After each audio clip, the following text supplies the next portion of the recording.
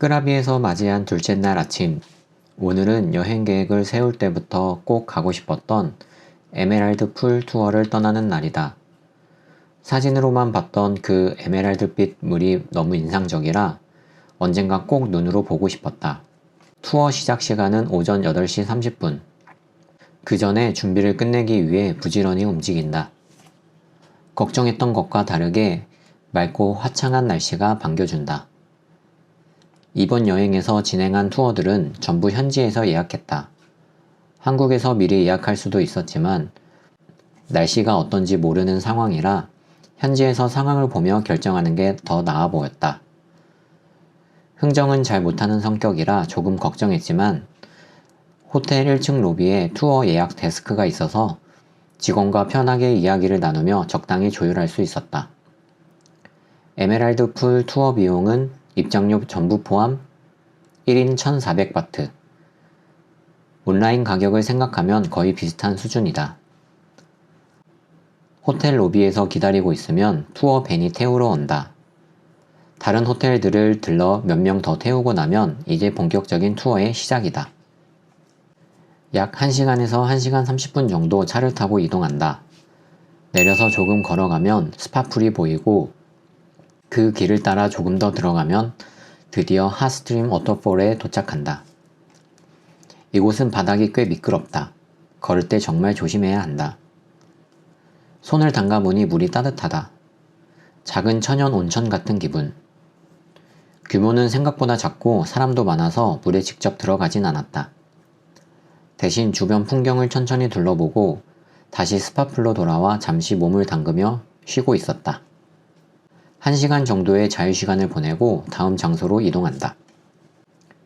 차로 15분 정도 더 달리면 에메랄드 풀 입구에 도착한다. 이곳은 음식물 반입 금지라 입구에서 가방 검사를 하고 들어간다. 가이드가 간단하게 설명을 해준다. 이 안에는 크리스탈 풀, 에메랄드 풀, 블루 풀, 총 3개의 풀이 있는데 세 곳을 모두 보려면 시간이 조금 빠듯하다. 부지런히 움직여야 한다. 기대와 설렘을 안고 길을 따라 걷기 시작한다. 꽤 오래 걸어가야 첫 번째 코스인 크리스탈 풀이 보인다. 물빛이 맑고 하늘이 물에 고스란히 비친다. 사진으로는 절대 다 담기지 않는 풍경. 잠깐 여유롭게 바라보다가 다시 발걸음을 옮긴다. 길을 더 따라가다 보면 드디어 에메랄드 풀이 눈앞에 펼쳐진다. 이곳은 수영도 가능해서 많은 사람들이 시원하게 물놀이를 즐기고 있다. 물빛은 정말 에메랄드라는 이름 그대로 햇빛 아래 반짝이며 색이 살아 움직이는 것 같다. 수영하고 싶은 마음도 컸지만 우리는 마지막 코스까지 보고 가기 위해 다시 길을 나선다.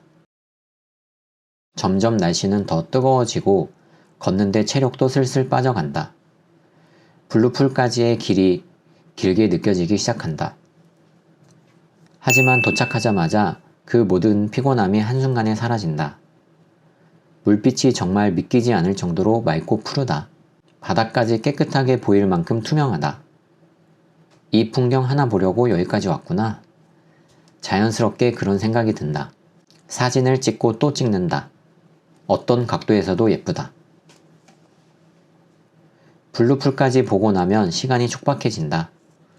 우리는 서둘러 다시 되돌아가기 시작했다. 에메랄드 풀까지는 같은 길로 나왔고 그 이후 입구까지는 반대쪽 산책로를 선택했다. 시간이 조금 더 있었다면 천천히 여유 있게 걷고 싶었지만 그룹 투어라 시간 맞추기가 중요하다. 그래도 다행히 늦지 않게 도착했다. 점심은 주차장 바로 옆에 뷔페식 식당. 사람은 많았지만 내부가 넓어서 자리 걱정은 없었다. 역시 실패 없는 팟타이, 그리고 빠질 수 없는 과일까지 챙겨 먹는다. 걷고 나서 먹는 밥은 왜 이렇게 맛있는지. 오늘의 투어는 여기까지.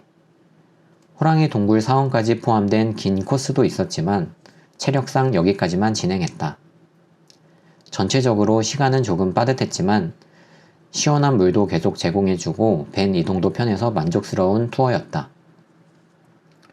숙소로 돌아와 잠시 쉬고 수영장 한 번 더 들르고 저녁엔 또 야시장에 나가고 끄라비에서의 둘째 날도 이렇게 알차고 완벽하게 흘러갔다.